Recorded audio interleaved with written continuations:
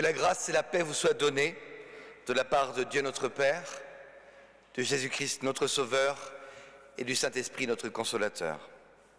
Alors nous sommes venus en quête de lumière, la lumière du Christ que nous sommes venus chercher et qui nous accueille, qu'elle se lève sur nos cœurs et nous unisse à sa clarté. L'éclat du Seigneur est pareil au jour, ses rayons jaillissent de ses mains, c'est là que se cache sa force. Le culte d'aujourd'hui est sur le dernier après Épiphanie et son thème est la transfiguration, d'où cette entrée sur le thème de la lumière. Nous allons lire ensemble le psaume 97 que je vous propose en antiphoné. Ce psaume, c'est « Terre entière, réjouis-toi ». Comme d'habitude, je lis la première phrase et je vous propose de répéter avec moi la partie en gras. Le Seigneur règne, émerveille-toi, terre entière.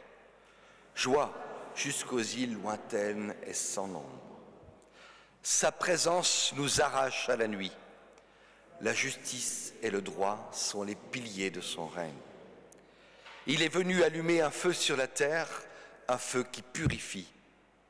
Ses éclairs traversent le ciel, les hommes fascinés regardent.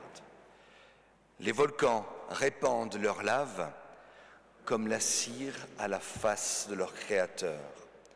Le ciel proclame l'ordre harmonieux de son œuvre et tous les peuples contemplent sa beauté.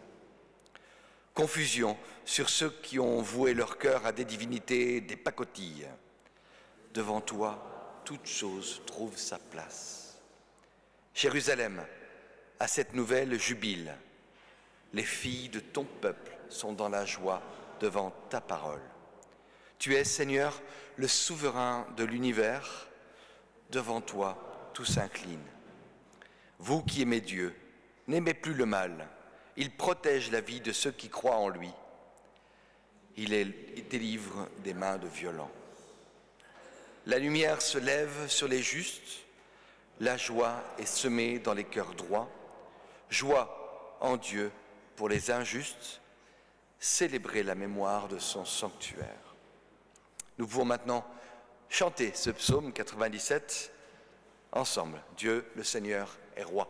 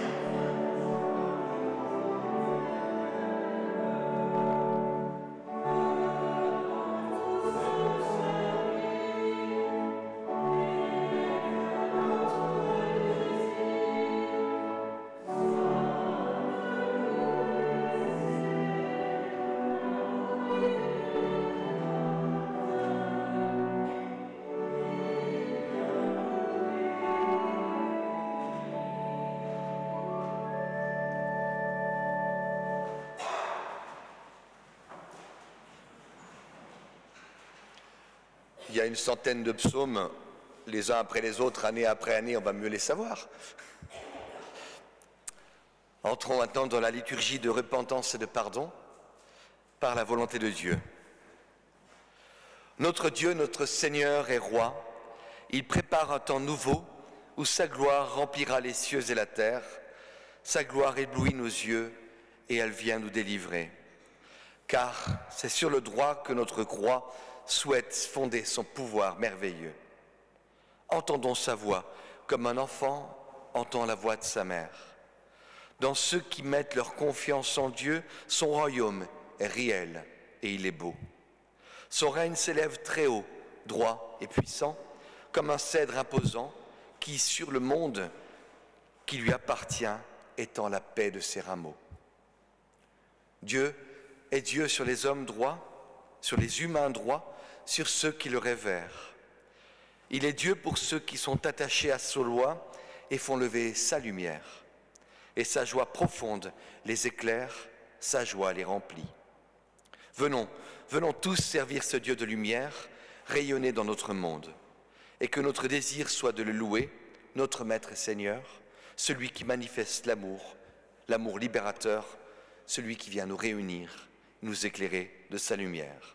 Qu'aujourd'hui toute la terre s'égaie au nom du Seigneur.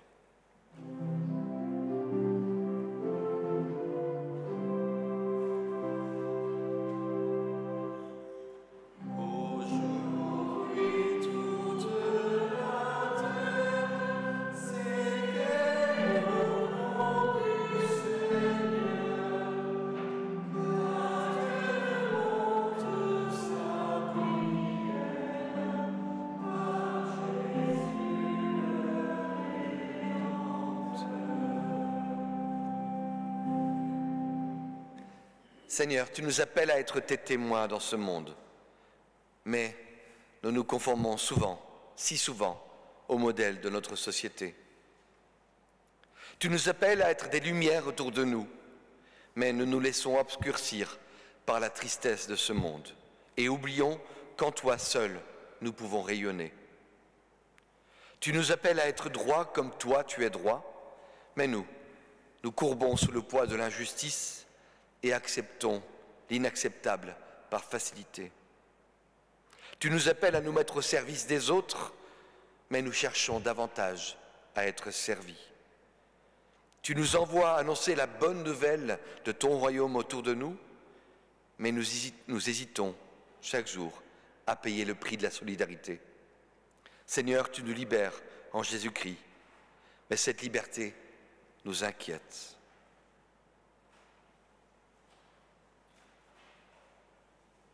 C'est pourquoi, Seigneur, nous t'adressons notre prière. Seigneur, prends pitié. Qu'aujourd'hui son évangile en tout lieu soit publié.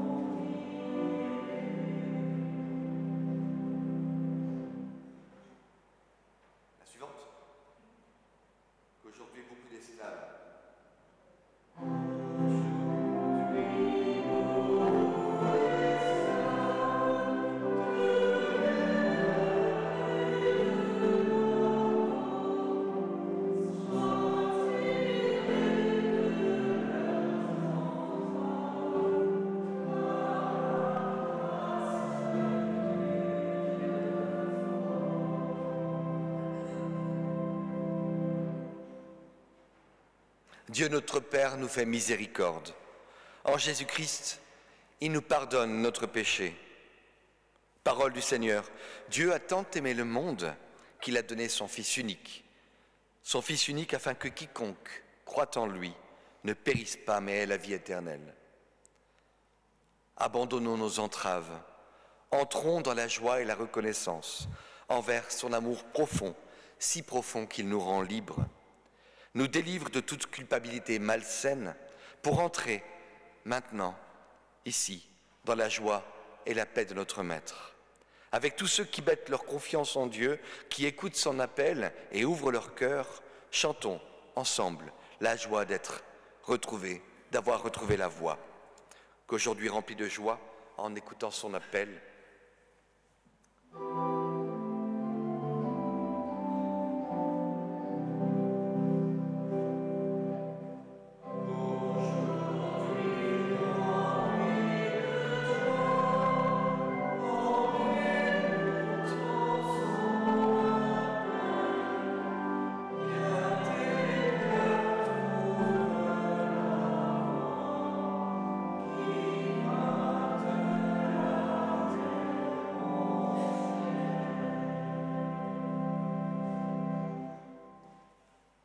la voie qui va de la terre au ciel. Je propose de prendre ensemble la confession de foi de l'Oratoire du Louvre. Je crois qu'elle apparaît, hein ? Oui, si vous voulez, peut-être vous lever pour proclamer la confession de foi. Celle de l'Oratoire du Louvre. Je crois en Dieu, le Père Tout-Puissant, Créateur des cieux et de la terre. L'Éternel règne, il est esprit, il est amour. Je crois en Jésus-Christ, son Fils unique, notre Seigneur. L'amour de Dieu envers nous s'est révélé en ceci. Alors que nous étions encore pécheurs, Christ est mort pour nous.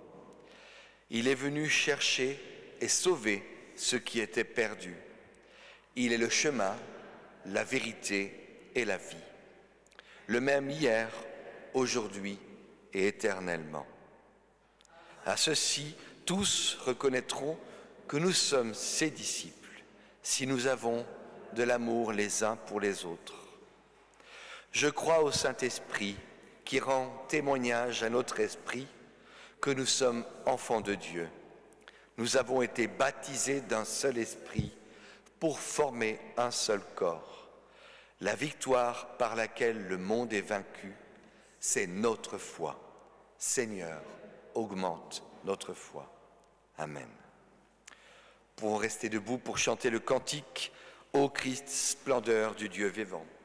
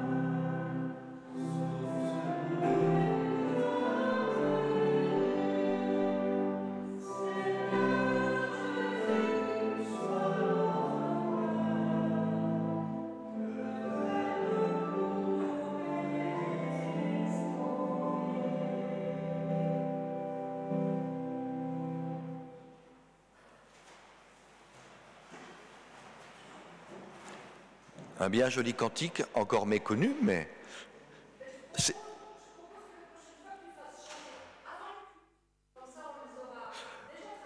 c'est bien. En fait, je les connais pas non plus, donc je les découvre chaque dimanche.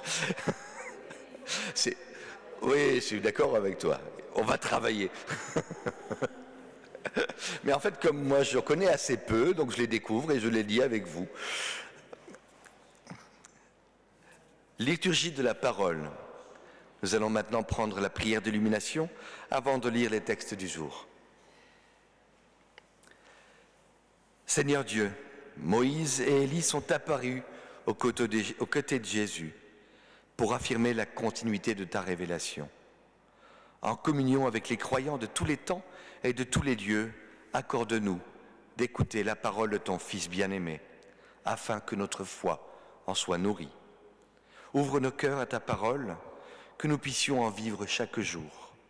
Par Jésus-Christ, ton Fils, notre Seigneur, qui vit, qui règne auprès de toi, Père, Fils et Saint-Esprit, un seul Dieu, pour les siècles des siècles. Amen.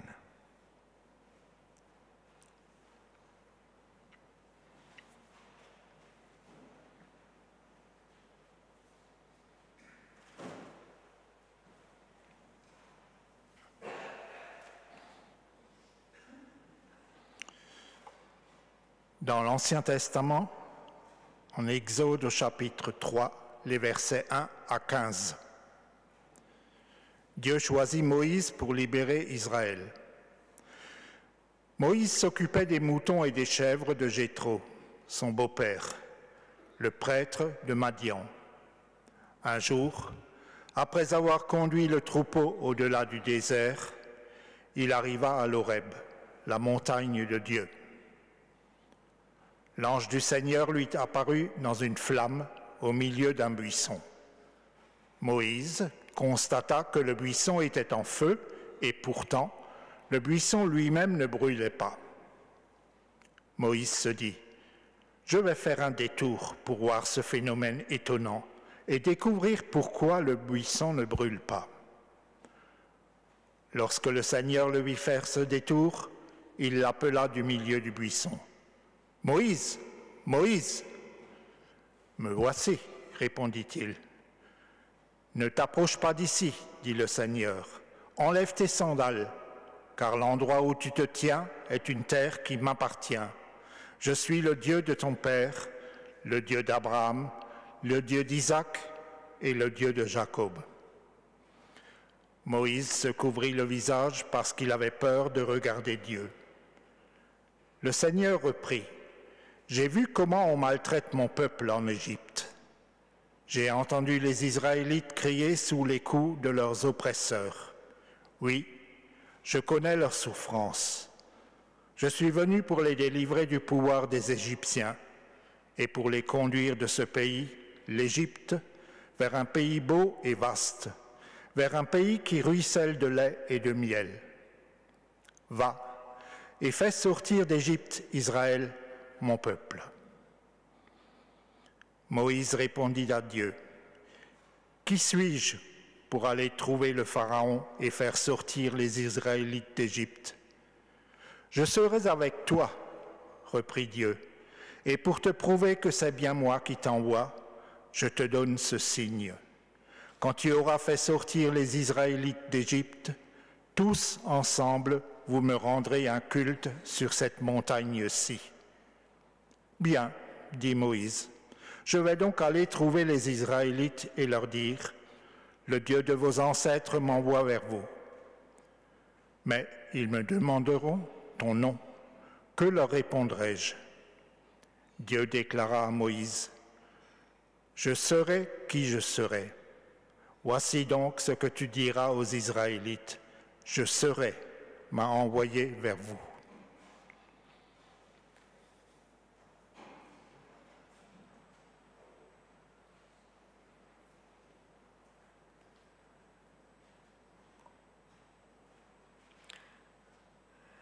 Nous lisons ensuite dans la deuxième épître aux Corinthiens, chapitre 4, les versets 6 à 10.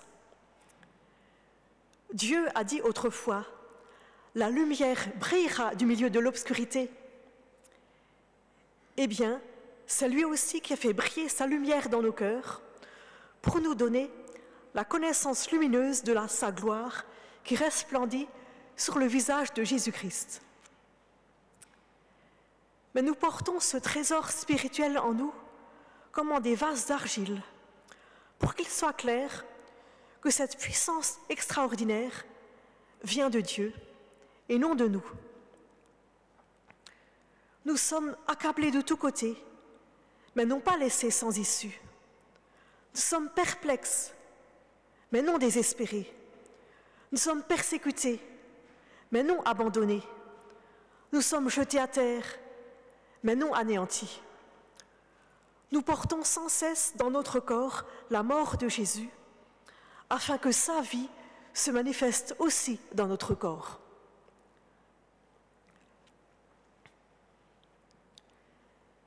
Et nous lisons ensuite dans l'Évangile de Matthieu, au chapitre 17, les versets 1 à 9. Jésus prend avec lui Pierre, Jacques et Jean, frère de Jacques, et les conduit à l'écart sur une haute montagne. Il fut transformé devant eux. Son visage se mit à briller comme le soleil, et ses vêtements devinrent blancs comme la lumière. Soudain, Moïse et Élie leur apparurent, et tous deux parlaient avec Jésus. Pierre dit à Jésus, « Seigneur, il est bon que nous soyons ici. Si tu le veux, je dresserai ici 3 tentes, une pour toi, une pour Moïse et une pour Élie. » Il parlait encore, lorsque une nuée lumineuse vint les couvrir, et de la nuée, une voix se fit entendre. « Celui-ci est mon fils bien-aimé, en qui je mets toute ma joie. Écoutez-le. » Quand les disciples entendirent cette voix, ils eurent tellement peur qu'ils se jetèrent face contre terre. Jésus s'approcha, les toucha et dit, « Relevez-vous, n'ayez pas peur. » Ils levèrent alors les yeux et ne virent plus que Jésus seul. Tandis qu'ils descendaient de la montagne, Jésus leur fit cette recommandation. « Ne parlez à personne de cette vision jusqu'à ce que le Fils de l'homme ressuscite d'entre les morts. »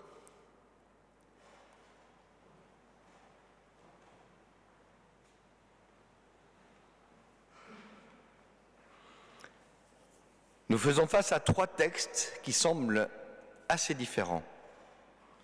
Le texte de la prédication qui était prévu est normalement celui d'Exode, le premier qu'on a lu, donc je ne le relirai pas. En toute honnêteté, l'adjonction de ces 2 autres textes viennent interroger quelque chose qui n'est peut-être que propre à moi, mais j'en suis pas sûr. Alors, je vous propose de partager les pensées que m'ont provoqué la lecture de ces 3 textes.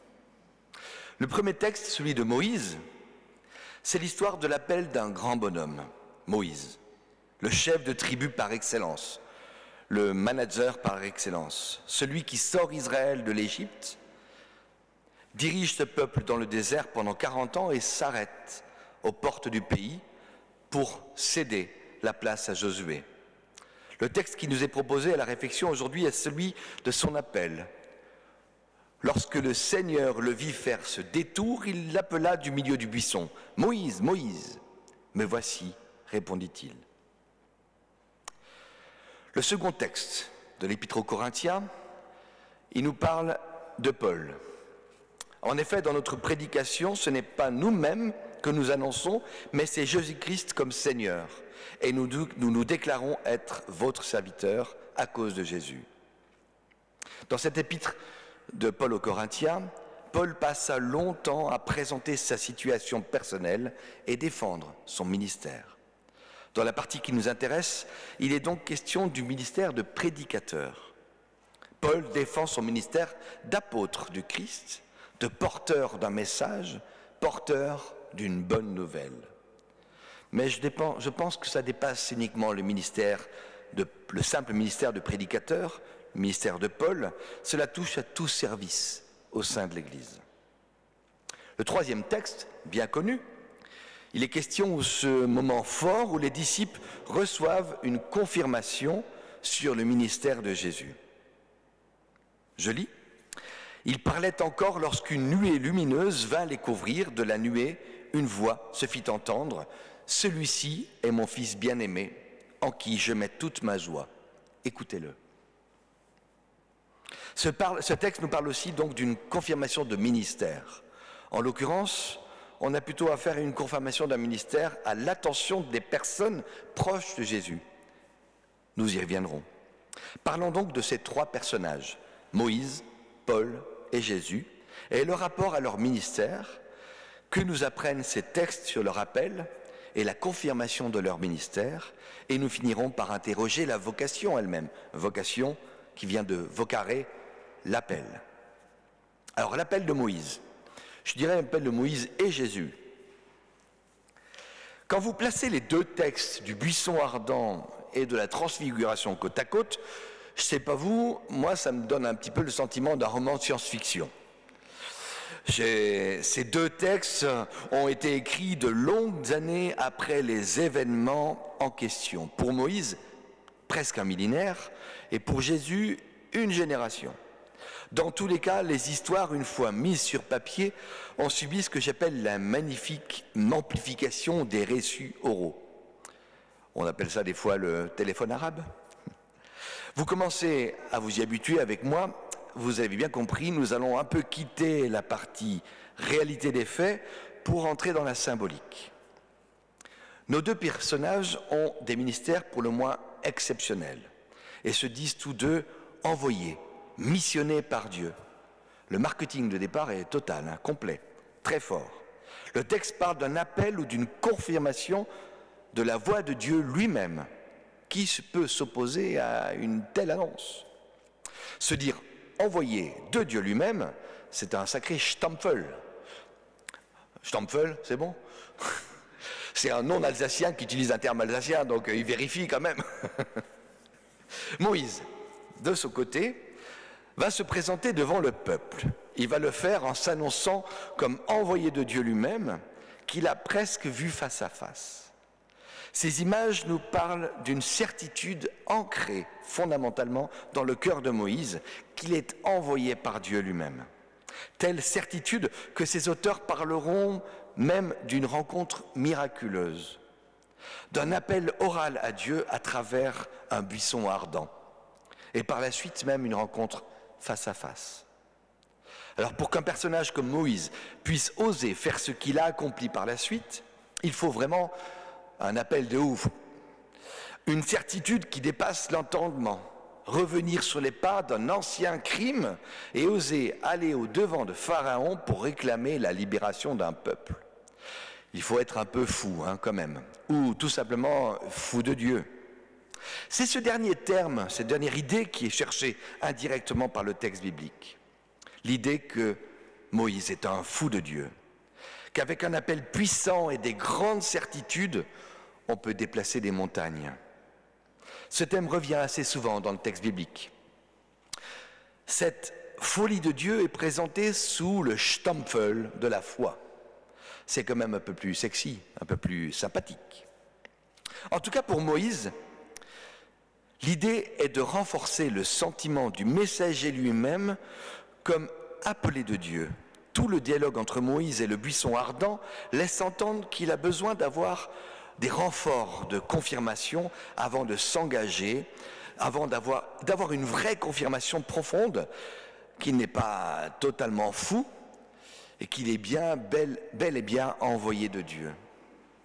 Pour le bon mot, je dirais quand même que, imaginez qu'on va parler avec un buisson ardent, il faut un peu abuser de la boisson ardente. Je ne sais pas si vous connaissez, c'est une liqueur espagnole. Bon, passons à Jésus. Dans les évangiles, l'idée d'un appel de Dieu n'est presque pas présent pour Jésus. On peut même dire que les textes laissent entendre qu'il savait au fond de lui quelle était sa mission. C'est encore plus fort dans certains évangiles de l'enfance ou même évangiles apocryphes où on a toute une histoire de révélation où il manifeste des prophéties, il révèle des prophéties dans son enfance. Dans les évangiles synoptiques, nous avons que Luc qui nous parle d'un moment fort, celui quand il a 12 ans, qui va au temple et qu'il se manifeste et se présente comme le fils de son père. Cette idée vient appuyer l'idée que Jésus ne s'est jamais interrogé sur sa mission. Il en avait l'assurance, la certitude, comme faisant partie de son identité. Toutes les manifestations chez Jésus servent à convaincre ceux qui sont autour. Elles viennent informer les gens, les disciples, le peuple, de la véracité de son appel, de sa véritable identité. Vous retrouvez cette idée dans le baptême, comme ici dans la transfiguration. Ça me fait penser au film de La dernière tentation du Christ de Martin Scorsese, qui a choqué pour la fin, alors que ce qu'il y a de plus théologiquement surprenant, c'est justement la quête de ce Jésus qui cherche à comprendre son identité. Je pense qu'on s'est un peu trompé dans ce qui a choqué dans ce film. Et alors surtout qu'il vient bousculer la théologie traditionnelle qui considère que Jésus était conscient de sa divinité. En tout cas, ce deuxième appel vient nous parler d'une confirmation extérieure. Ceux qui entourent Jésus ont besoin d'avoir la confirmation qu'il est bel et bien appelé de Dieu lui-même. Petit bilan, nous avons une confirmation, un appel intérieur, celui de Paul et son buisson ardent, et l'appel extérieur, celui de Jésus avec cette transfiguration. Chez Paul, nous avons aussi un appel important au début de son ministère. Je veux parler du coup de la lumière aveuglante et de la voix de Jésus à travers la lumière, sur le chemin de Damas. Les amis de Saul, son nom avant d'être baptisé, ont entendu mais n'ont rien compris. Et en fait, ils disparaissent dans la suite du récit. Ce sera Ananias à Damas et Barnabas à Jérusalem qui viendront confirmer le ministère de Paul, ce qu'on appellera le ministère, la vocation externe, l'appel externe. Dans notre texte, Paul parle d'une toute autre confirmation. Venons-y, nous y allons y arriver. Lisons. Eh bien, c'est lui aussi qui a fait briller sa lumière dans nos cœurs, pour nous donner la connaissance lumineuse de sa gloire qui resplendit sur le visage de Jésus-Christ. Nous retrouvons le thème de la lumière, mais celle-ci dans le cœur pour donner une connaissance lumineuse de sa gloire, une connaissance lumineuse de sa gloire qui resplendit sur le visage de Jésus-Christ. Un peu énigmatique, non? Enfin, je ne sais pas si vous avez compris.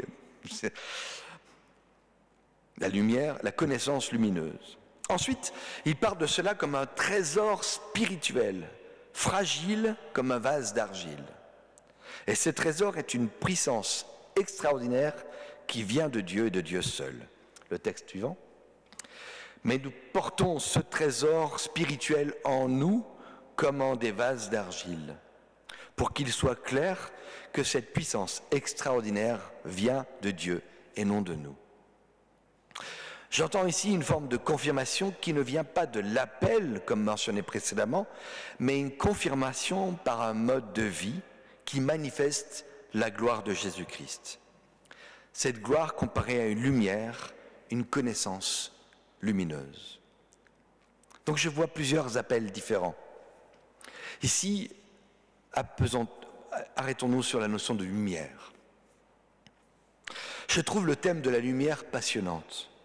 Elle apparaît très souvent dans le texte biblique et nous l'avons ici sous différentes formes dans nos 3 textes, y compris dans celui que j'ai ajouté du chemin de Damas.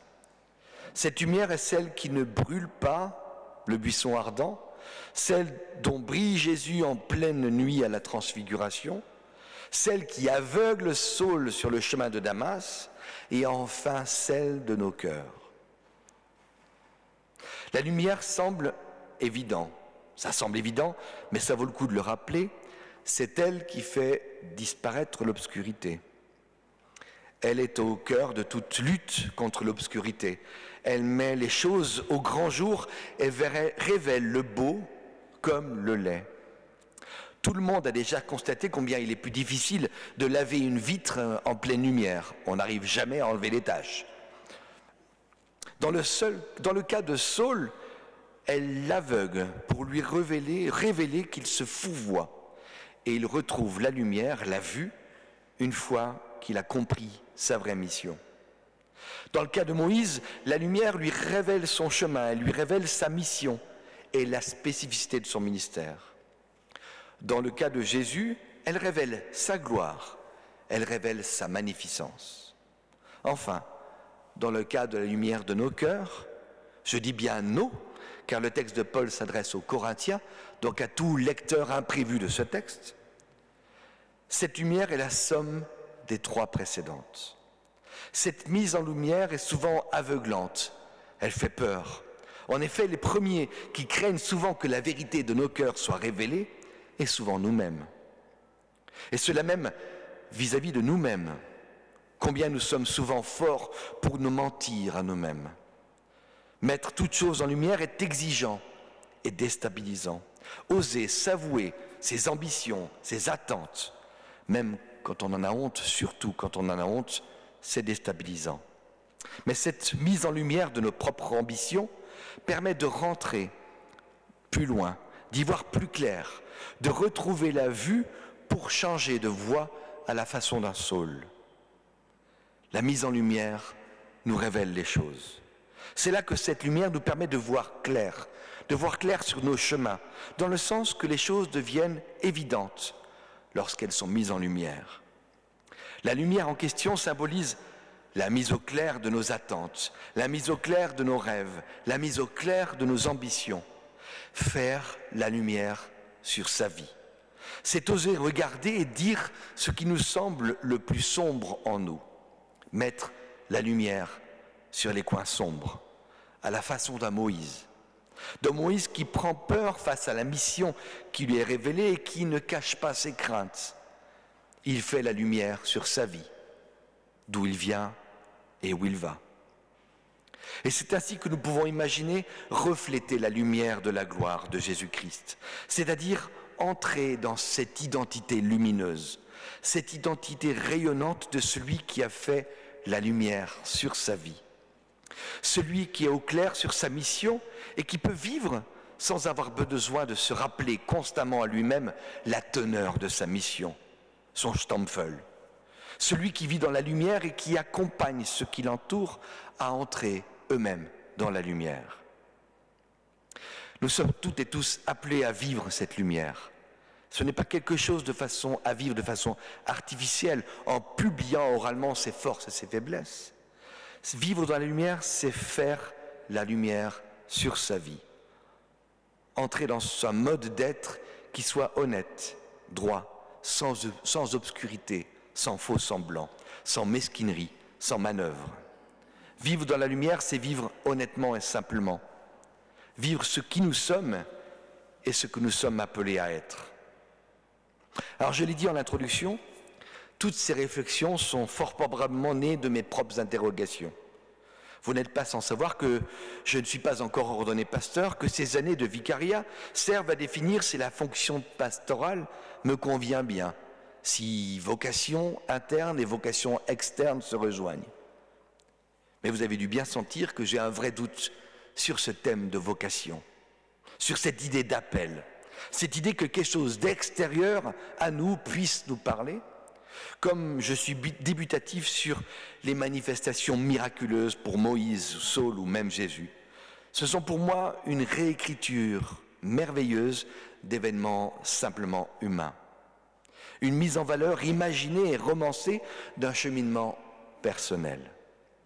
Je crois que j'ai même de la peine avec cette idée d'être appelé à une mission particulière, d'être stampfelisé, qui puisse en plus venir de Dieu. Toutes les personnes que j'ai croisées dans ma vie qui étaient convaincues de leur vocation sont devenues sourds aux appels de ceux qui les entourent. Comme si l'appel de Dieu, la voix de Dieu, rendait sourde à l'appel des humains, à la voix de ceux qui les entourent. Alors, je cherche ma vocation ailleurs. Je cherche une confirmation de vocation ailleurs.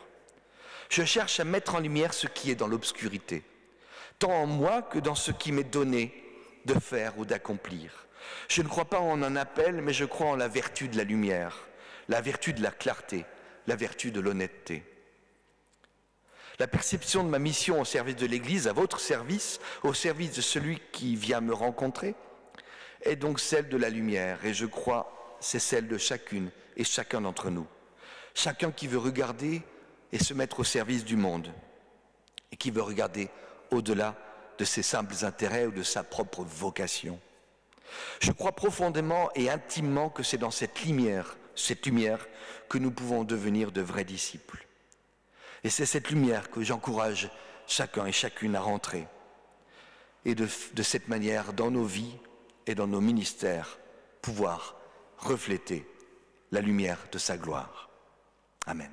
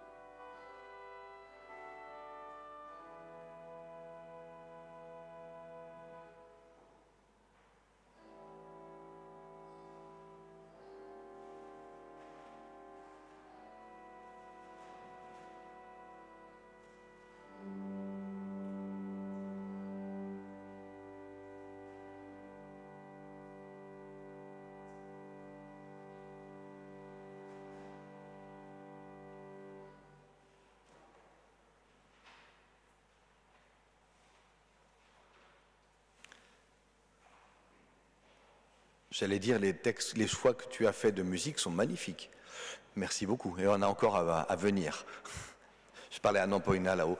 Je propose de prendre ensemble le cantique « Ils ont marché au pas des siècles ».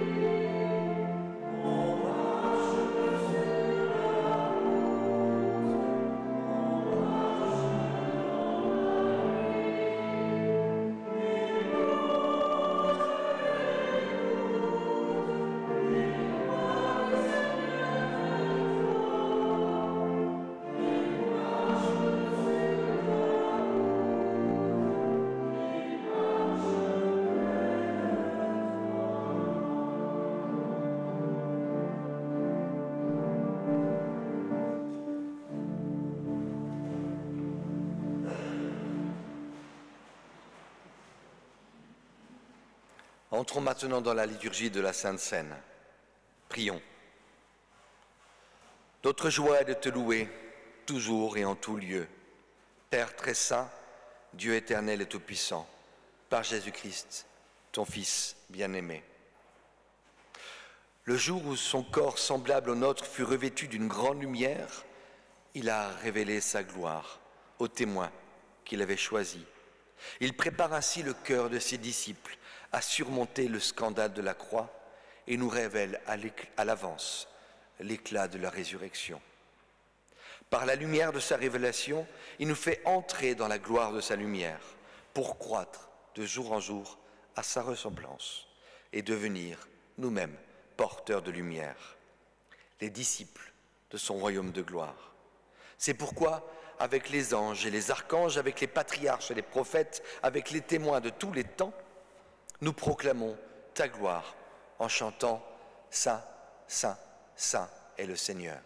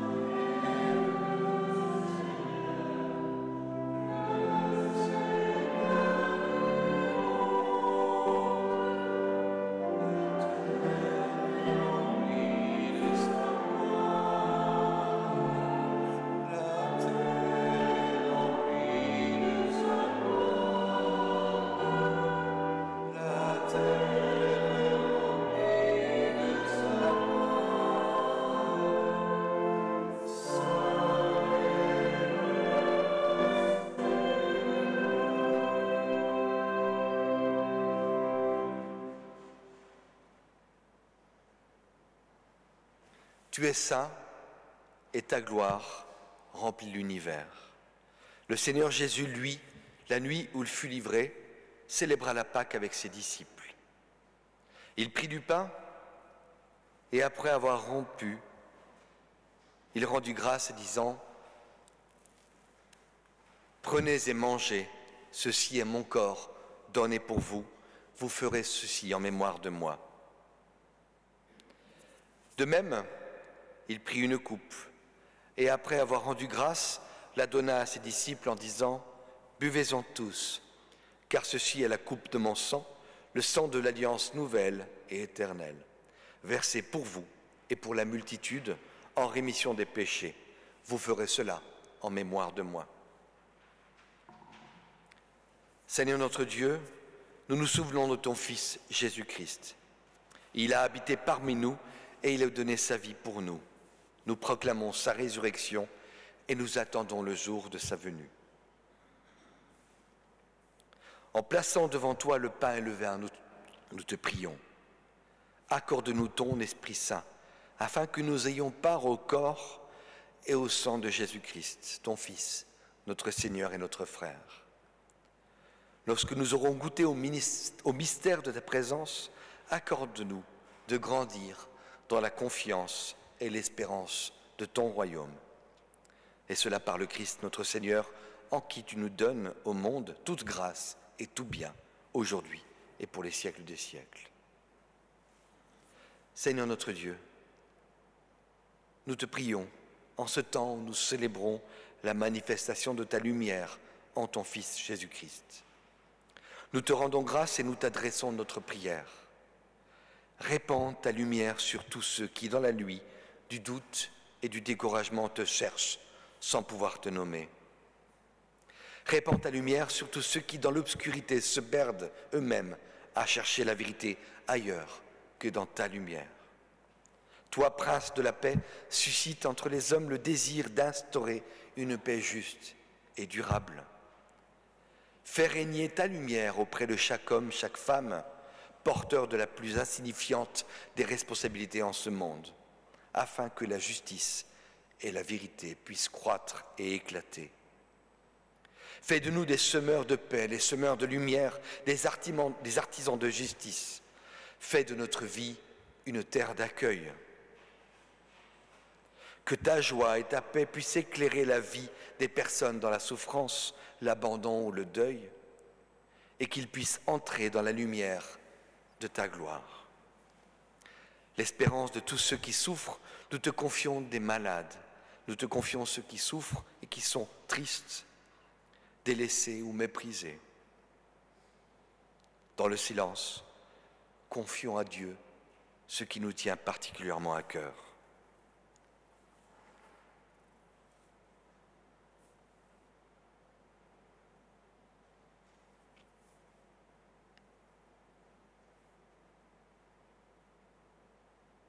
Seigneur, reçois notre prière et que ta lumière soit pour nous une raison d'espérer, une source de joie, par Jésus-Christ ton Fils.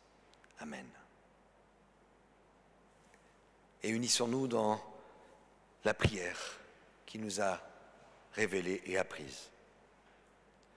Notre Père, qui es aux cieux, que ton nom soit sanctifié, que ton règne vienne, que ta volonté soit faite sur la terre comme au ciel.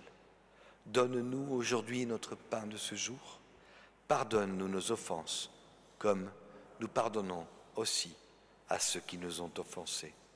Et ne nous laisse pas entrer en tentation, mais délivre-nous du mal, car c'est à toi qu'appartiennent le règne, la puissance et la gloire pour les siècles des siècles.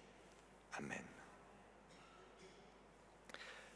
Voici le repas que nos mains ont préparé, mais c'est le Seigneur qui nous invite. Voici la table qui a été dressée, mais c'est lui seul qui nous accueille. Voici la joie que nous avons désirée, mais que lui-même nous donne. Nous sommes toutes et tous invités. Venez, venez, car tout est prêt.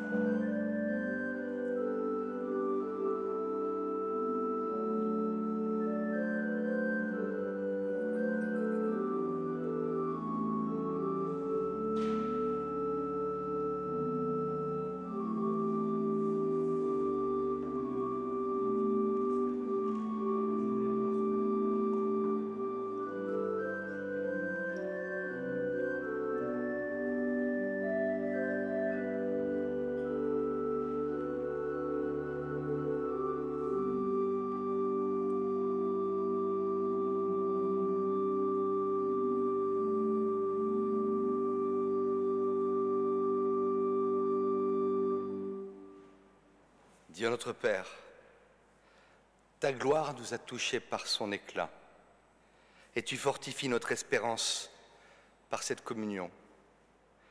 Que cette communion puisse faire en nous communion et révéler ta lumière en nous. Aide-nous à marcher fidèlement à travers les difficultés et les obscurités de cette vie. Que cette lumière nous éclaire dans notre quotidien, pour rejoindre un jour celui qui partage ta gloire, Jésus, notre lumière. Que nous soyons tous unis en cette communion pour vivre et manifester ici et maintenant le royaume de ton Fils, ton royaume. Amen. Je t'encourage à reprendre place.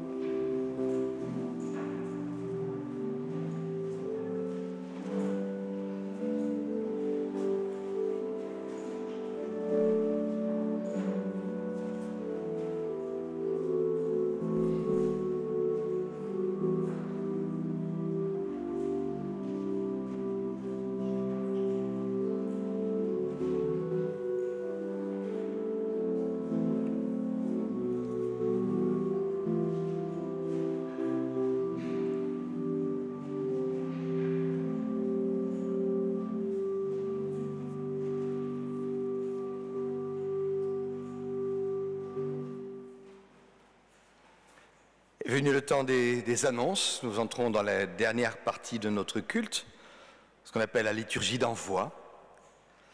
Les annonces pour cette semaine.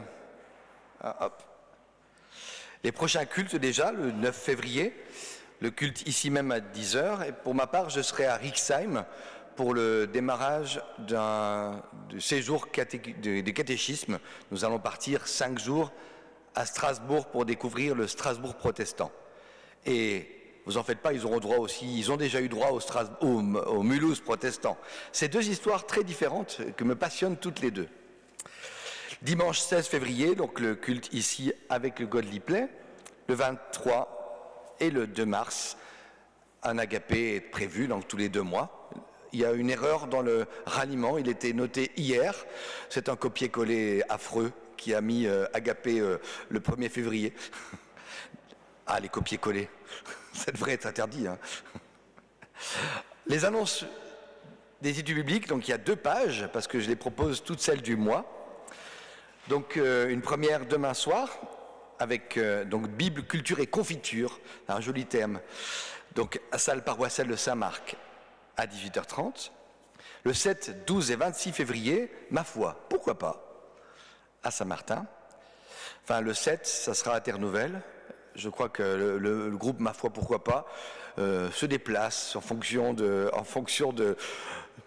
je ne sais pas trop, mais en tout cas n'hésitez pas, c'est des jolis moments qui sont vécus. Le 13 février, Dieu et Dieu font 3, donc à Terre-Nouvelle, la visite des petits prophètes.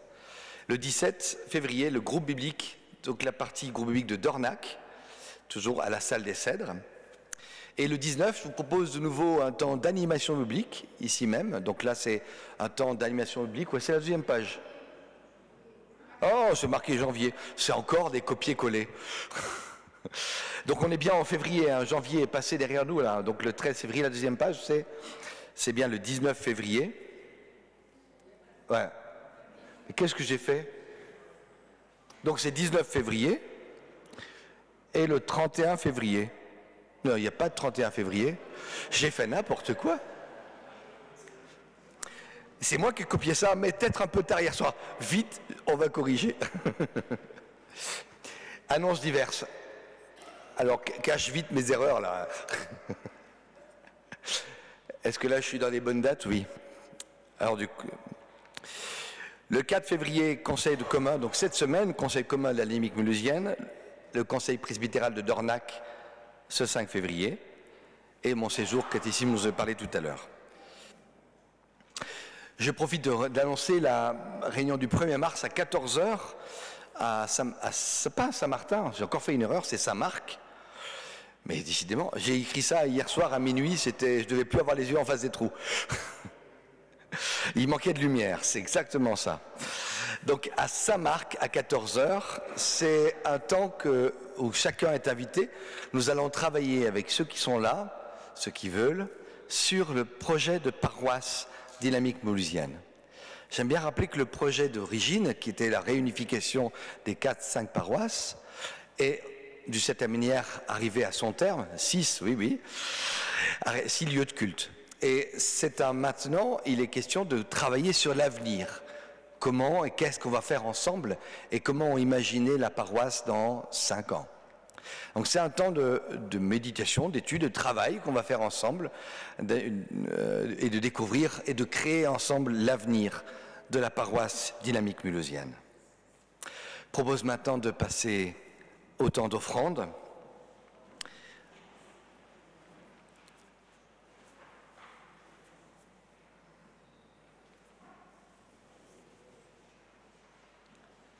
Que notre offrande soit aussi un geste lumineux.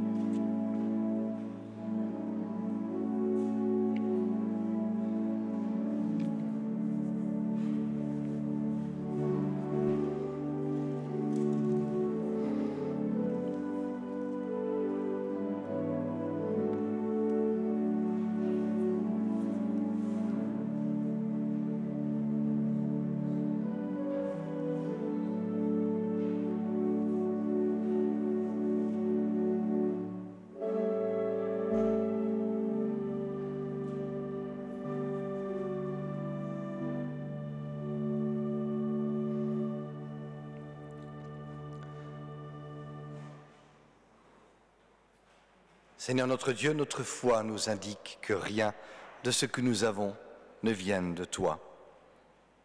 Et c'est juste retour que de te donner cette offrande. Apprends-nous à en user conformément à ta volonté. Veuille te servir toi-même de ces dons pour la joie, la croissance de ton Église et le salut pour tous. Amen. Chers amis, c'est le Seigneur lui-même qui fait briller sa lumière dans nos cœurs pour vous donner la connaissance lumineuse de sa gloire qui resplendit sur le visage de Jésus-Christ. Portons ce trésor spirituel en nous avec persévérance, avec prévenance, comme en des vases d'argile fragiles qui nécessitent notre soin quotidien, pour qu'il soit clair que cette puissance extraordinaire, cette lumière de vie, cette lumière de paix et de bonheur vient de Dieu et de Dieu seul et non de nous. Nous sommes accablés de deux côtés, débordés par l'obscurité, mais non pas laissés sans issue. Tu nous donnes ta lumière. Nous sommes perplexes face à ce monde incompréhensible, mais non désespérés, ravivés par les lumières de ta vérité. Nous sommes persécutés, mal compris et rejetés à cause de notre espérance, mais non abandonnés. Le Seigneur l'a promis, il est avec nous chaque jour de notre vie.